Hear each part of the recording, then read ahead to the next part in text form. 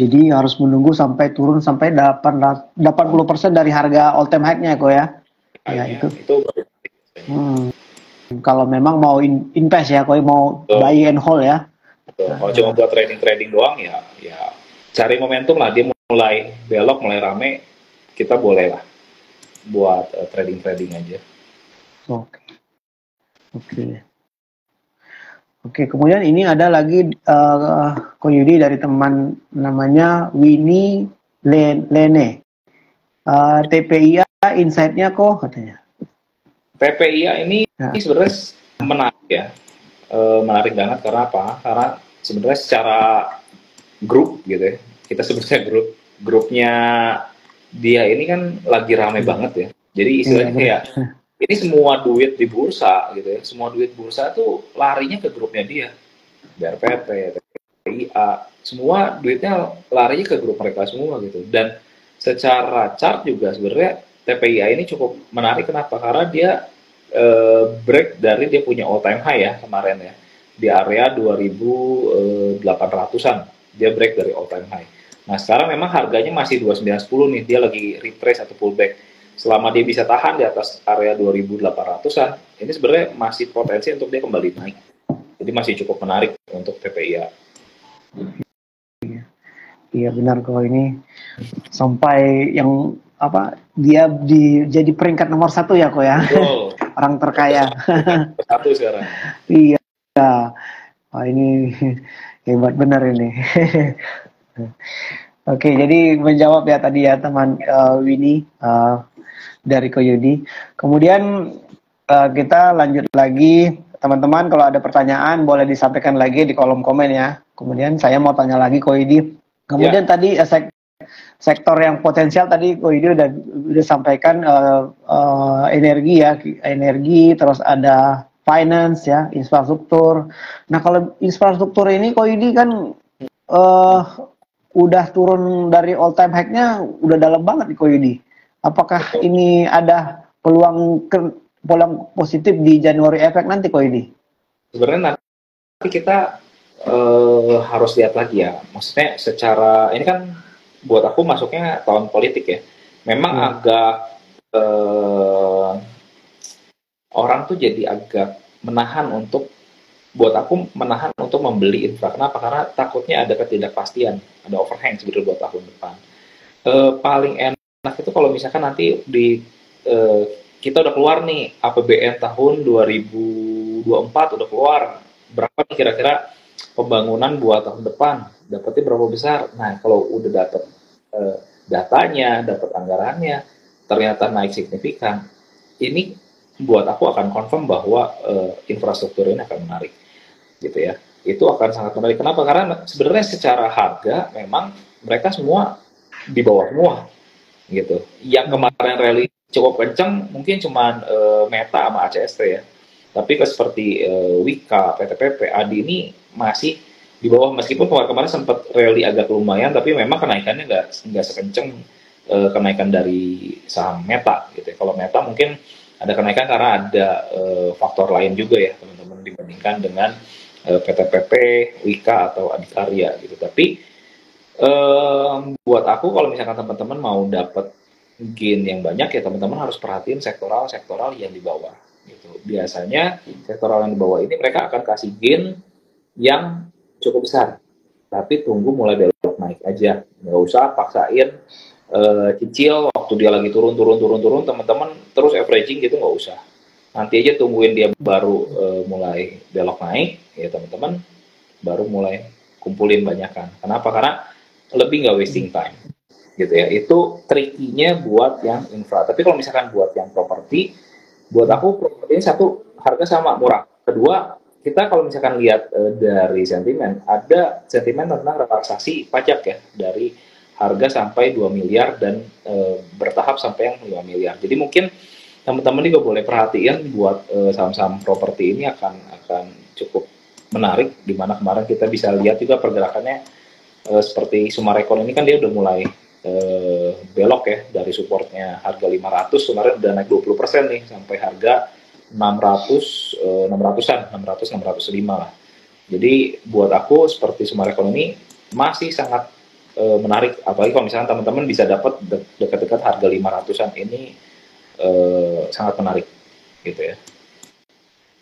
Oke, oke, Ko Yudi. Jadi tunggu ini ya, Ko Yudi ya, laporan APBN ya disampaikan. Iya, oke. Jadi saham SMRA tadi menurut Ko Yudi ini menarik karena sudah ini ya, sudah di area apa ya, support ya Ko Yudi ya. Betul, itu juga terlihat ada akumulasi juga sih buat SMRA. Jadi menarik lah, kita tinggal ngekor aja kalau misalkan kita lihat, oh ada yang ngumpulin nih, ada akumulasi ya, kita tinggal ngekor. Jadi lebih enak sih sebenarnya kalau saham-saham yang tipe-tipe seperti ini lebih enak gitu. Oke, terus ini ada yang nanya, Ko Yudi, Wilantasari, support MDKA kok katanya. MDKA ya, MDKA. Oke, MDKA support terdekat ada di area ini ya, teman-teman, di area 2210 ya. Ini support kuat dari MDKA. Hari ini udah berbentuk doji candlenya buat MDKA. Kemungkinan besar sih minggu ini dia akan kembali naik untuk coba tes resisten lagi di area 2560. Nah, kalau misalkan kita lihat itu sebenarnya secara chart memang secara tren besar ini masih downtrend parah ya sebenarnya. Tapi kalau kita lihatin data dari 2 minggu ke belakang, ini ada yang lagi ngumpulin MDKA. Jadi untuk sementara waktu kemungkinan akan ada perlawanan untuk menuju resisten kemarin di area 2570-an ya. Tapi catatannya harus bisa bertahan di atas 2210 ya untuk MDKA. Oke, gitu. 2210 ya Pak ya. Oke. Kemudian dari Ahwil ini, Bank Digital gimana kok Yudi? Sudah di area akumulasi sekarang? Oke, buat Bank Digital. Bank Digital ini sebenarnya kemarin-kemarin seperti misalkan Arto itu di channelnya aku udah sempat nge-call ya di area 1700 sudah mulai cicil masuk tuh, dan sebenarnya udah sampai area target TP kemarin 1960 udah sampai, kemarin tertinggi ini di 2120. Nah, kalau misalkan kita lihat secara pembentukan candle sebenarnya di area-area ini juga sebenarnya terjadi akumulasi gitu ya. Jadi memang cukup menarik untuk diperhatikan, apalagi kemungkinan besar suku bunga ini kan udah hampir di titik tertinggi gitu ya, dan kemungkinan besar di tahun depan ini mungkin di kuartal 3 akan terjadi penurunan gitu ya. Maka yang berbau digital ini akan menjadi menarik buat tahun depan. Di tahun ini mungkin belum akan menarik dan rally panjang, tapi buat tahun depan akan menjadi sektor yang cukup menarik buat aku gitu. Kenapa? Karena ya kalau suku bunga diturunkan, digital-digitalnya akan menjadi menarik gitu kan. Oke. Iya. Jadi berarti mereka punya pinjaman yang besar ya, Kodi ya, karena pengaruh ke suku bunga ya. Kalau suku bunganya tinggi, mungkin beban mereka jadi besar ya, Kodi ya. Ya, oke. Ko Yudi, jadi ini kan kita balik ke Windrest lagi, Ko Yudi. Jadi kan menurut Ko Yudi, apakah Windrest di Desember ini IHSG itu bisa break ke 7.000? Menurut Ko Yudi gimana? Mungkin akhir tahun area 7.000 lah, masih possible. Tapi untuk naik lebih tinggi dari itu kelihatannya masih berat ya.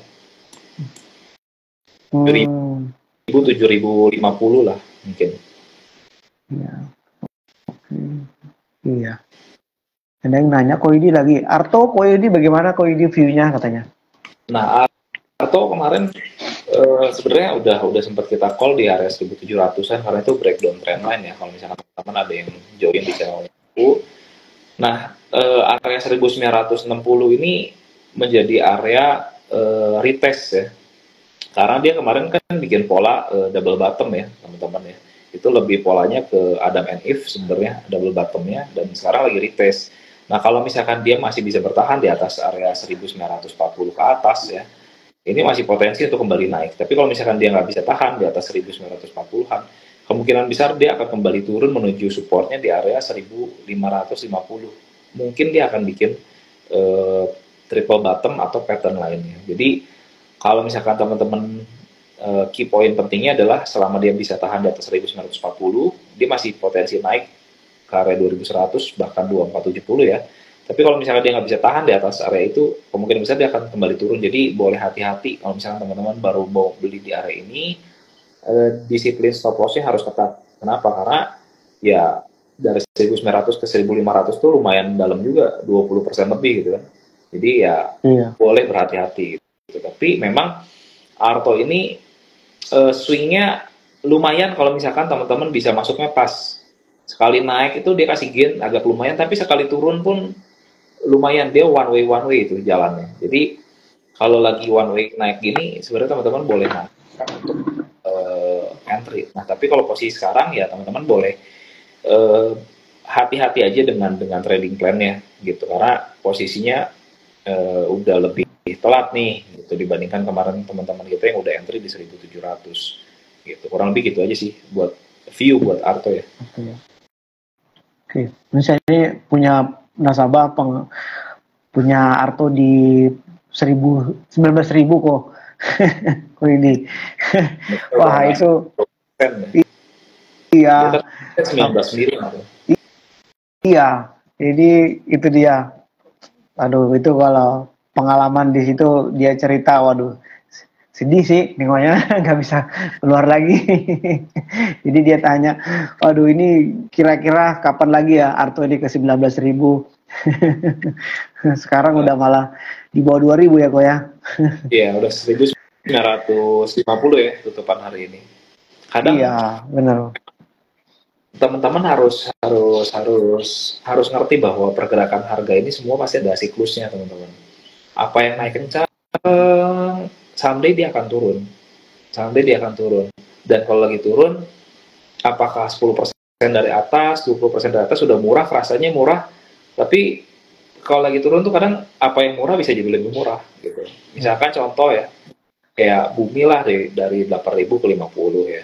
Terus misalkan saham-saham big caps yang let's say kita semua suka gitu kan dengan big caps, misalnya seperti Unilever ya, dari harga 11.600-an turun sampai 3.900, atau misalkan let's say gudang garam gitu ya, dari 100.000 sampai low-nya berapa ya, 15.000-an gitu. Jadi terkadang teman-teman juga perlu hati-hati kalau misalnya teman-teman masuknya di harga yang cukup tinggi gitu ya, kategorinya masuknya fundamental yang bagus, tapi ketika earningnya dia mulai turun gitu ya,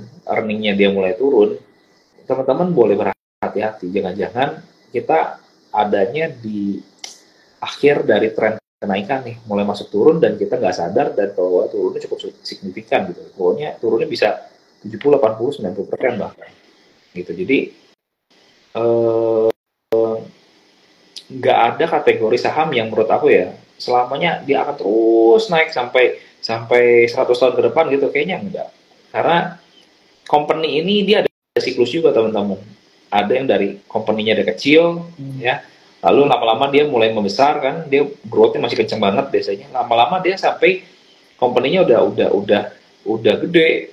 Pada akhirnya apa yang akan terjadi, barangnya dia gitu ya, atau earningnya dia biasanya akan kemakan sama kompetitor. Pada akhirnya earningnya dia akan decline. Makanya di situ terjadi penurunan biasanya. Kenapa? Karena growth-nya udah nggak kayak dulu ya, growth-nya udah pelan sekarang ya, karena memang perusahaannya sudah besar, udah kayak dulu yang masih lincah gitu. Jadi teman-teman juga harus mengerti, buat aku siklus dari perusahaan itu seperti apa. Kadang kan kalau ini ada juga tuh kan beberapa orang kan, jadi begitu dia beli terus turun gitu kan, jadi dia tuh maksa gitu kan, ini kan temporer aja turunnya, temporer, jadi dia ya nahan gitu kan, nahan, jadi ya kadang mereka tahan terus makin turun dia makin apa, makin nahan lagi ya, makin beli gitu kok ini. Nah itu kadang-kadang kan yang bikin loss jadi semakin dalam, akhirnya loss sudah di atas 50%, ya akhirnya pasrah kan kok ini, pasrah jadinya, jadi nggak bisa ngapa-ngapain lagi. Jadi yang tadi aku udah sampaikan, teman-teman harus tahu dulu nih, eh, pergerakan harga ini ada siklusnya, gitu ya. Kayak tadi misalkan aku bilang komoditas gitu ya, batu bara, dia ada siklusnya. Kenapa? Biasanya orang sebut sebagai siklus 5 tahunan.